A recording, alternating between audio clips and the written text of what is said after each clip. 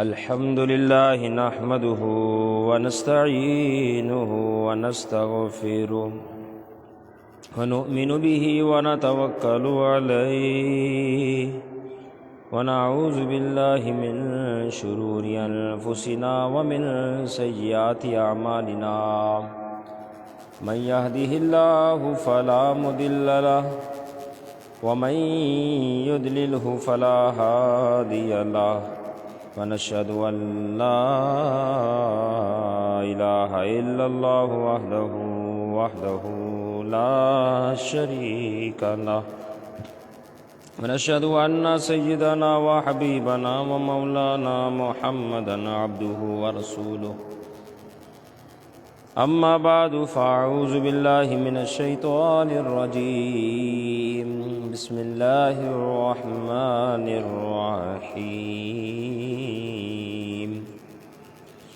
إنما يريد الله ليذهب عنكم الرجس أهل البيت ويطهركم تطهيرا صدق الله العظيم قال النبي صلى الله تعالى عليه وسلم أحب الله لما يغزوكم من نعمه وأحبوني بحب الله وأحبوا أهل بيتي لحبي أو كما قال النبي صلى الله تعالى عليه وسلم إن الله وملائكته يصلون على النبي يا أيها الذين آمنوا صلوا عليه وسلموا تسليما اللهم صل على سيدنا ومولانا محمد طب القلوب ودوائها وعافية الأبدان وشفائها ونور الأبصار وضيائها وعلى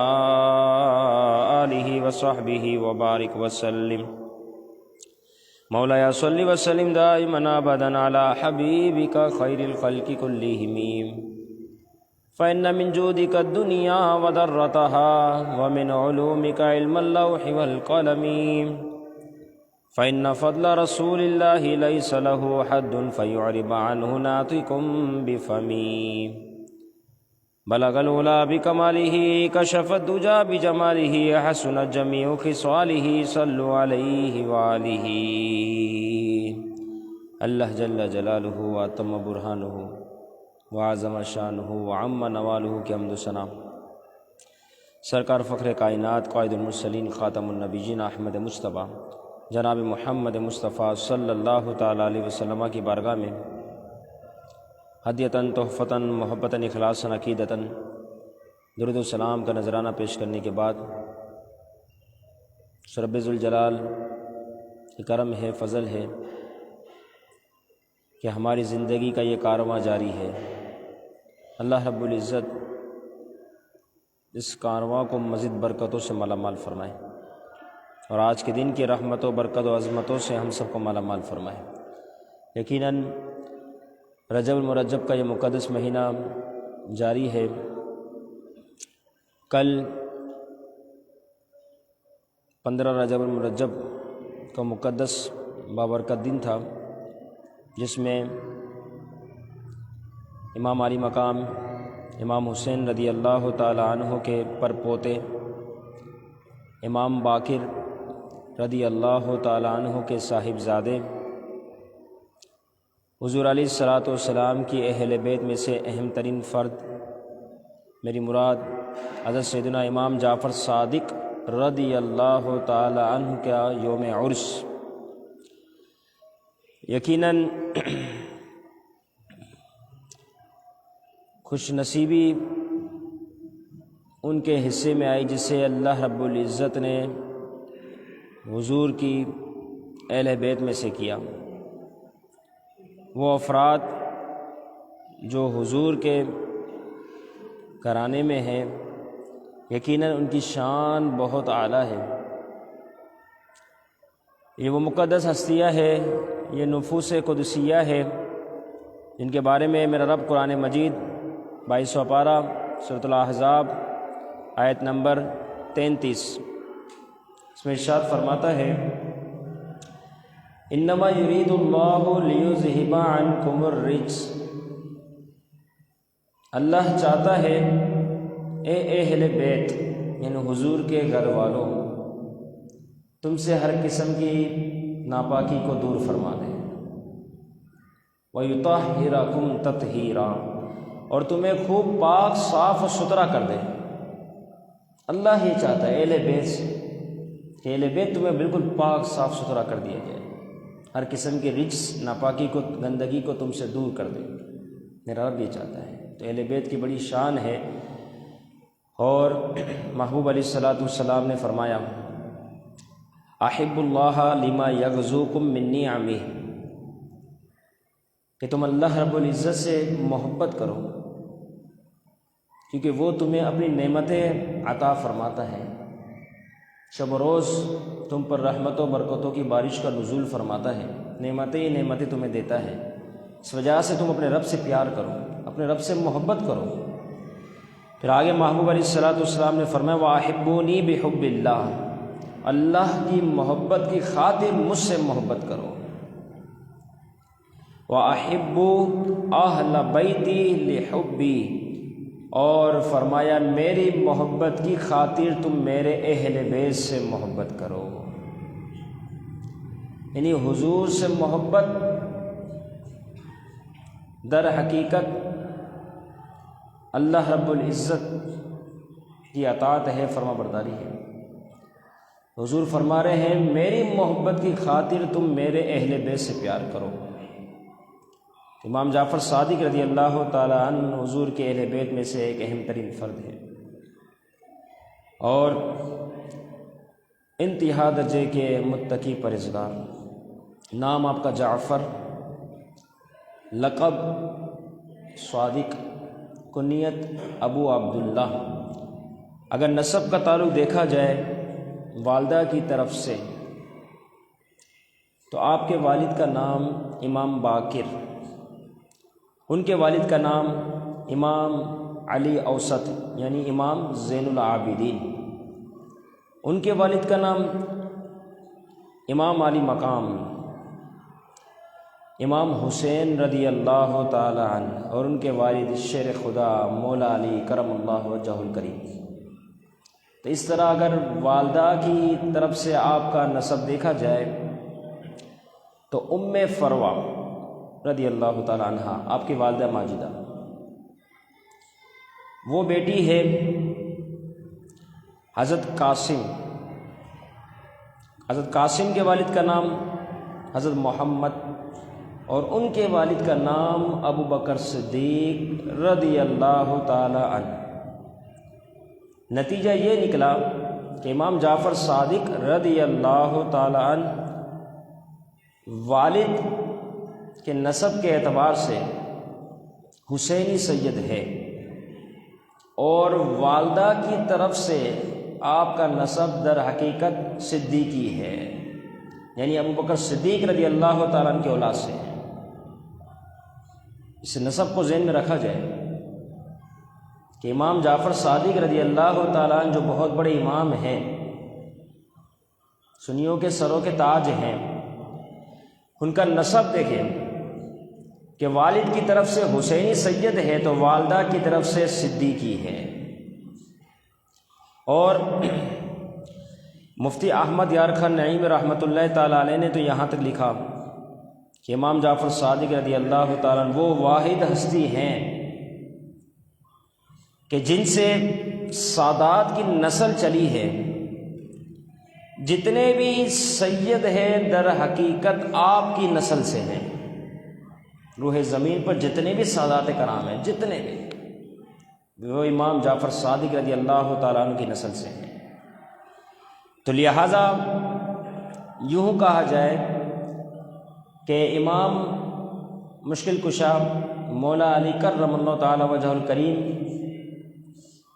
کہ سادات جتنے بھی ہیں تمام پوتے ہیں، تو پھر جتنے بھی سادات جو ہے در حقیقت سیدنا ابو بکر صدیق رضی اللہ تعالی عنہ کے نواسے ہیں۔ یہ آپ کا شاندار اور اعلیٰ نسب ہے۔ اس نسب کو یاد رکھا جائے کہ جو امام جعفر صادق رضی اللہ تعالی عنہ کو ماننے والا ہوگا تو پھر وہ دونوں نسب کے اعتبار سے سمجھنے والا بھی ہوگا کہ والد کے اعتبار سے تو حسینی ہے تو والدہ کے اعتبار سے صدیقی ہے۔ امام جعفر صادق رضی اللہ تعالیٰ عنہ متقی، پرہیزگار، عابد، زاہد، ولی کامل، اور کتنے بڑے متقی تھے، اس بات سے اندازہ لگایا جا سکتا ہے کہ امام اعظم ابو حنیفہ نعمان بن ثابت رضی اللہ تعالیٰ عنہ سے کسی نے پوچھ لیا، جو خود وقت کے بہت بڑے امام، سراج الائمہ، حنفیوں کے سروں کے تاج، تو امام اعظم ابو حنیفہ رحمۃ اللہ تعالیٰ علیہ سے کسی نے پوچھ لیا، حضور آپ یہ بتائیں کہ آپ سب سے بڑا فقیہ کسے جانتے ہیں؟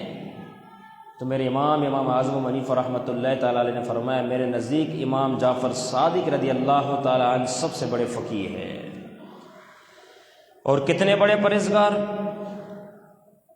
کہ آپ کبھی بھی حضور کی حدیث جو ہے بغیر وضو بیان نہیں فرماتے تھے۔ کتنے بڑے پرہیزگار کہ اپنی زبان سے کبھی فضول جملہ، فضول گوئی کبھی کرتے ہی نہیں تھے۔ کتنے بڑے عالم تھے کہ خود امام اعظم ابو حنیفہ اور خود امام مالک رضی اللہ تعالیٰ عنہ جیسی مقدس ہستیاں بھی خود امام جعفر صادق رضی اللہ تعالیٰ عنہ کے شاگردوں میں ہیں۔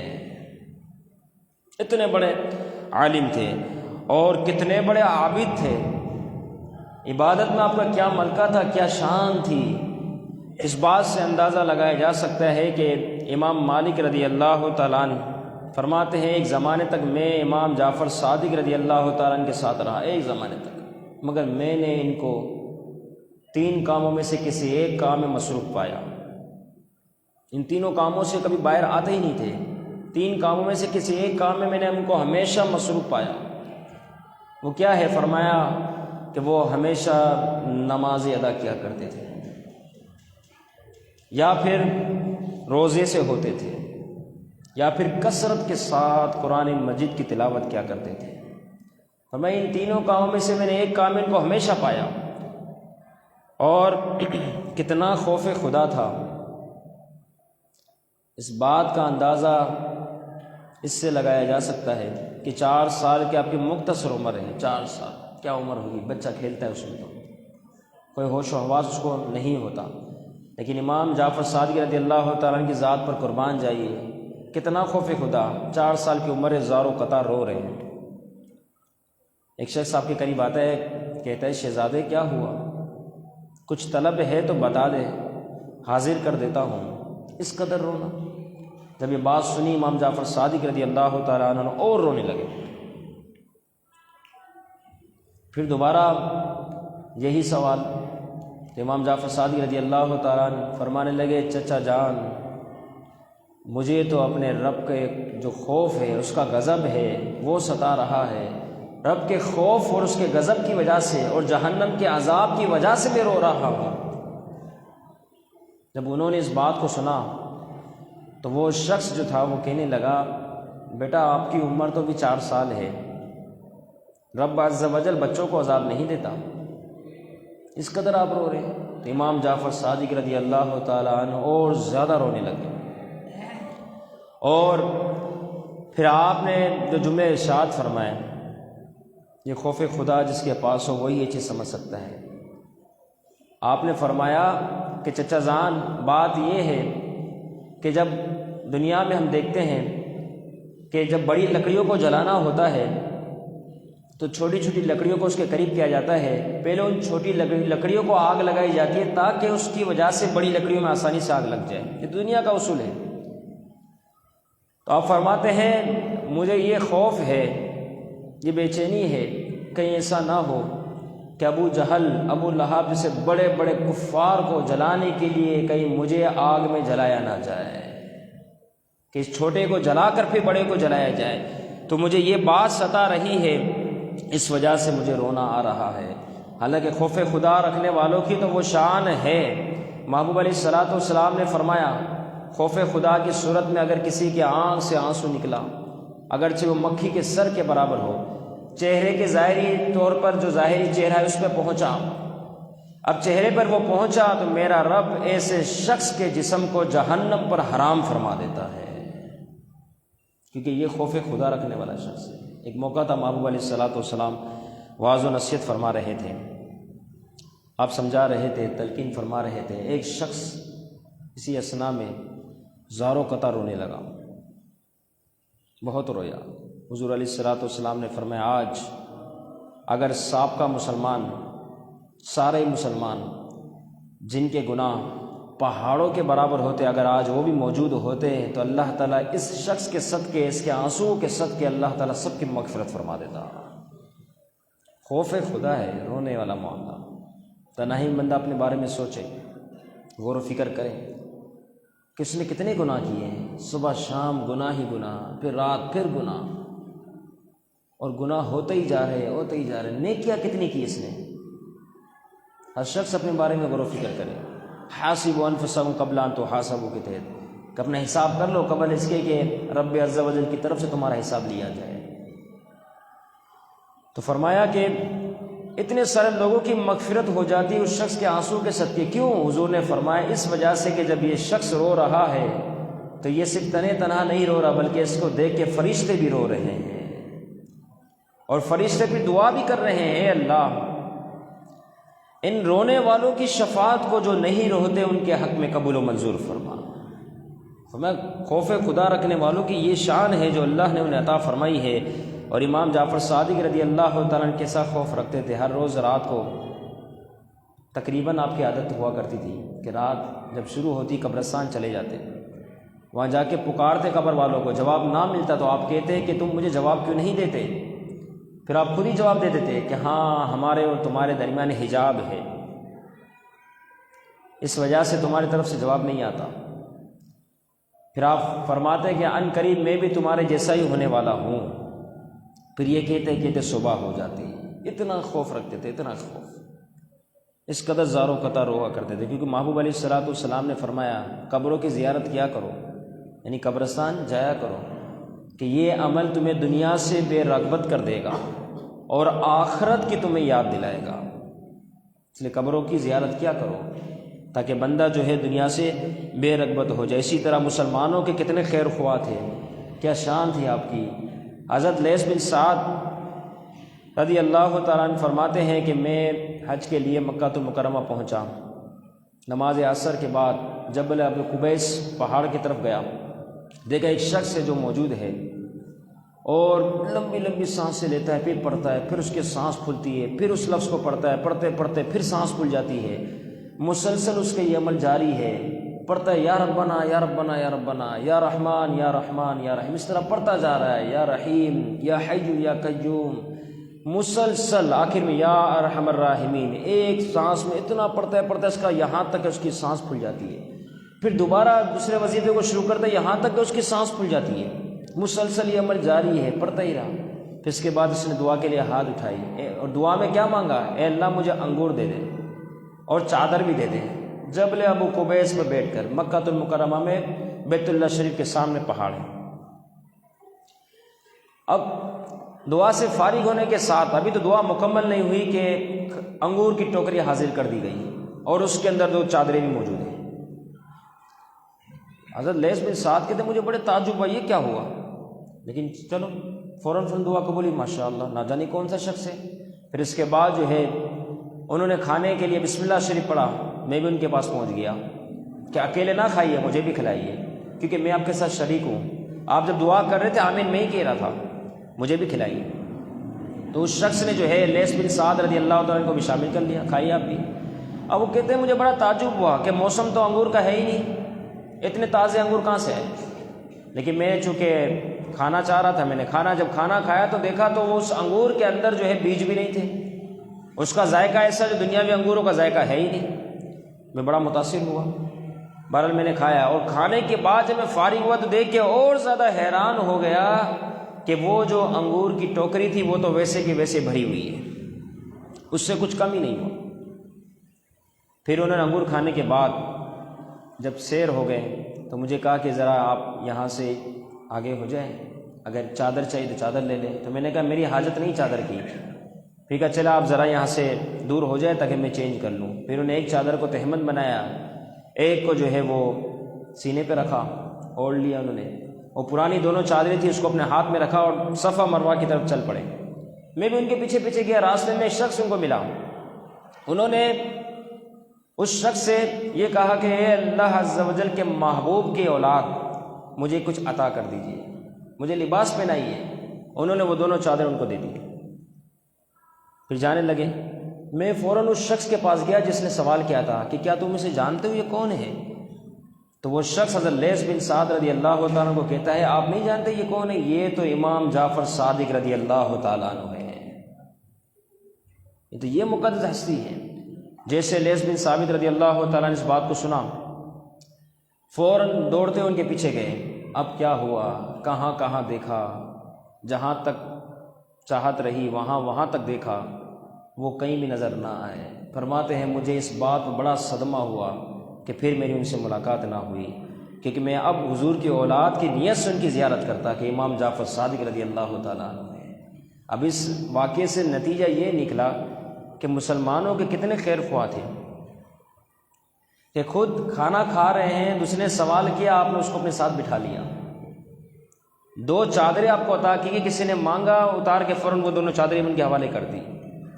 اپنے مال میں سے دوسروں کو عطا کرنا کتنی بڑی نعمت ہے کہ اللہ رب العزت جب مال و متاع عطا کرے، بندے کو چاہیے دوسرے کا خیال رکھے، اس کو بھی کھلائے، اس کا بھی خیال رکھے، کیونکہ لباس پہنانا اور کھلانا بہت بڑی نعمتوں میں سے جو رب تعالیٰ کی طرف سے بندے کو عطا ہوئی ہے، ان میں سے یہ نعمتیں کہ جب بندہ کسی کو عطا کرتا ہے میرا رب کتنا راضی ہوتا ہے۔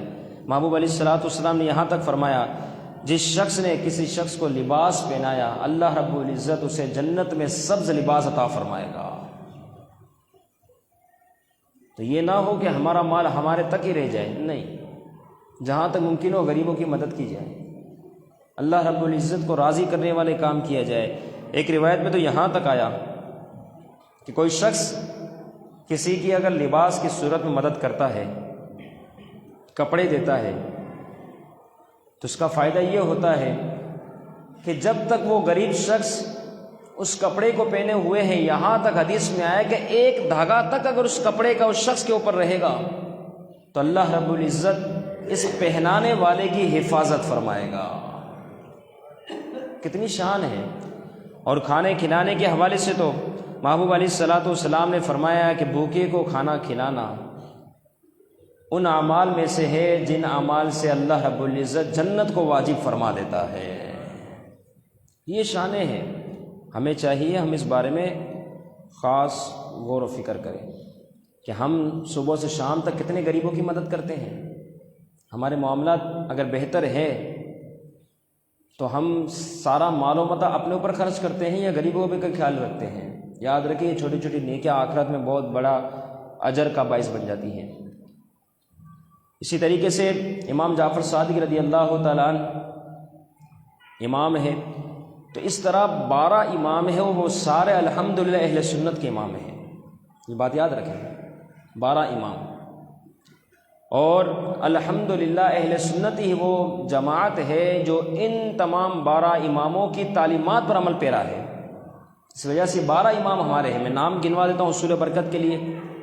سب سے پہلے امام حضرت علی المرتضی شیر خدا مولا کائنات رضی اللہ تعالیٰ عنہ، دوسرے امام حسن رضی اللہ تعالیٰ عنہ، تیسرے امام حسین شہداء کربلا میں سے رضی اللہ تعالیٰ عنہ، نمبر 4 امام علی اوسط جسے امام زین العابدین بھی کہا جاتا ہے، وہ بھی ہمارے امام ہیں۔ اس طرح نمبر 5 امام باقر رضی اللہ تعالیٰ عنہ، نمبر 6 امام جعفر صادق رضی اللہ تعالیٰ عنہ، نمبر 7 امام موسیٰ کاظم رضی اللہ تعالیٰ عنہ، نمبر 8 امام علی رضا رضی اللہ تعالیٰ عنہ، نمبر 9 امام تقی رضی اللہ تعالیٰ عنہ، نمبر 10 امام نقی رضی اللہ تعالیٰ عنہ، اور نمبر 11 امام حسن عسکری رضی اللہ تعالیٰ عنہ، اور 12ویں امام مہدی رضی اللہ تعالیٰ عنہ۔ یہ 12 امام کے نام میں نے گنوا دیا، اللہ تعالیٰ ان کی روحانیت سے ہمیں مستفیض فرمائے۔ یہ 12 امام ہیں، ہمارا ذہن کبھی غلط جانب نہ جائے کہ کسی نے امام حسن عسکری رضی اللہ تعالیٰ کا ذکر کیا، ہمارا ذہن کسی اور جانب کی طرف چلا گیا، کسی اور گروپ کی طرف چلا گیا. نہیں، یہ ہمارے امام ہیں، یہ 12 امام ہمیں پتہ ہونا چاہیے. یہ 12 کا 12 امام ہمارے امام ہیں، کیونکہ ان کی تعلیمات پر ہم عمل کر رہے ہیں، تو یہ ہمارے امام ہیں. آج سنیوں کی بہت بڑی تعداد ہے جنہیں یہ معلوم ہی نہیں. کوئی امام نقی رضی اللہ تعالیٰ کا ذکر کرے گا تو اس کا ذہن کسی اور طرف چلا جائے گا کہ یہ فلاں جماعت سے ہے. یہ ہمارے امام ہیں، کیونکہ جہاں پر ہم نے صحابہ کرام رضوان اللہ تعالیٰ علیہم اجمعین کے ذکر خیر کا سلسلہ شروع کیا تو وہاں پر ہم نے اہل بیت کے حوالے سے ہمارے اندر کچھ ذوق پایا جاتا ہے. کیونکہ ہم اگر ان کے نام رکھ کے دن منائیں تو ہمارا سنی کا ایک ایک بچہ سمجھ جائے گا کہ یہ سارے امام ہمارے اپنے امام ہیں، اور یہ تمام محفوظ ہے، معصوم نہیں. ہمارا یہ عقیدہ ہے، معصوم تو صرف انبیاء و رسول علیہ السلام اور فرشتے ہیں. یہ محفوظ ہے، یعنی اللہ نے انہیں گناہ سے محفوظ رکھا. یہ محفوظ ہے، یہ سارے کے سارے امام جو مقدس ہستیاں ہیں. اور امام جعفر صادق رضی اللہ تعالیٰ عنہ کے ملفوظات میں سے فرمایا کہ اگر تم چاہو کہ نعمت جو تمہیں دی گئی ہے تم پر ہمیشہ رہے تو تمہیں چاہیے کہ تم اس پر اللہ کا شکر ادا کرو. اب وہ نعمت تمہارے پاس ہمیشہ رہے گی، شکر ادا کرو. اسی طرح فرمایا کہ رزق میں جب تمہیں تاخیر محسوس ہونا کہ رزق تو رک گیا، پریشان ہو گیا، تاخیر ہو رہی، فرمایا اللہ رب العزت کی بارگاہ میں استغفار شروع کر دو. اللہ رب العزت اس استغفار کی برکت سے تمہیں رزق میں خوب بھر بھر کے برکت عطا فرمائے گا. یہ امام جعفر صادق رضی اللہ تعالیٰ حضور کے اہل بیت میں سے امام حسین رضی اللہ تعالیٰ عنہ کے پرپوتے ہیں. ان کے یہ ملفوظات ہیں کہ رزق میں جب تاخیر محسوس کرو استغفار شروع کر دو. فرمایا جھوٹ سے بڑی کوئی بیماری نہیں ہے، جھوٹ، لہذا اس عمل کو خود سے دور کیا جائے. اور فرمایا کہ خاموشی سے بہتر کوئی چیز ہے ہی نہیں، کہ خاموش رہنے والا بندہ کبھی نقصان نہیں اٹھاتا، اس لیے فرمایا اس سے بہتر کوئی چیز ہے ہی نہیں. اور آگے کی بات کیسی ہے؟ فرمایا اللہ نے دنیا کو حکم دیا جو میری عبادت کرے دنیا تو اس کی خدمت کر. جو میری عبادت کرے دنیا تو اس کی خدمت کرو، جو تیری خدمت کرے تو اسے تھکا دے. جو تیری خدمت کرے تو اسے تھکا دے. آج ہم دیکھتے ہیں، آپ بھی مشاہدہ کریں اس کو، کہ ایک بندہ صبح دکان کھولتا ہے، رات تک دکان پہ رہتا ہے، اس کا رات کو چہرہ کیسا ہو جاتا ہے؟ گھر میں جاتا ہے لڑائی جھگڑے شروع، بہت پریشان ہو جاتا ہے. کیا ہوا؟ کہاں سے آئی پریشانی؟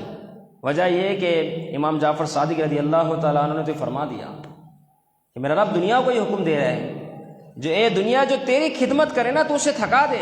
کہ اس شخص نے رب کی طرف آیا ہی نہیں، وہ عبادت کی غرض مسجد میں آیا ہی نہیں، تو اس نے صرف دنیا کی خدمت کی، اس لیے دنیا نے اسے تھکا دیا. لیکن میرا رب فرماتا ہے امام جعفر صادق رضی اللہ تعالیٰ کے ملفوظات میں سے کہ اے دنیا جو میری عبادت کرتا ہے تو اس کی خدمت کر. لہٰذا جو نماز کا اہتمام کرے، 5 وقت با جماعت نماز پڑھے، کام کاج پر رہتے ہوئے بھی جماعت نہ چھوڑے، اب وہ رب کی عبادت کر رہا ہے.